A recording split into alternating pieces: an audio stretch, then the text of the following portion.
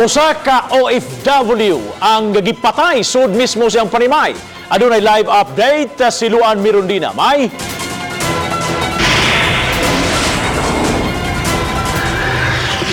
Yes, Bob, nagbuyod ng way kinabuhi ang 57 anyos nga si Jule Berdin Braga sulod sa panimay ni ini sa Purok 1, Barangay Dapitan, lungsod sa Cordova.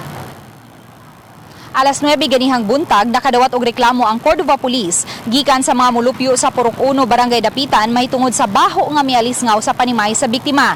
Dihang gisusi sa kapulisan, nakita niini ang patayng lawas sa OFW nga may gihigot nga wire sa liog ug may kutsilyo haduol sa patayng lawas. Apan kay anaa na sa state of decomposition ang patayng lawas sa biktima, dili pa makakonfirmar ang kapulisan kung unsa ang hinungdan sa kamatayon niini, kung kini gipusil ba o gidunggab.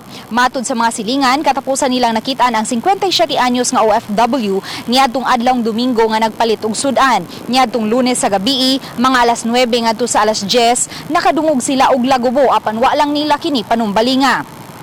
Nabuak na ang bintana sa kwarto sa biktima o gidudahang didto miagi ang suspitsado o bakha mga suspitsado. Sa inisyal nga investigasyon sa kapulisan, tulis ang posibleng hinungdan tungod kay nagpasad na ang mga gamit sa panimay sa biktima ug nahanaw na ang laptop ug cellphone niini.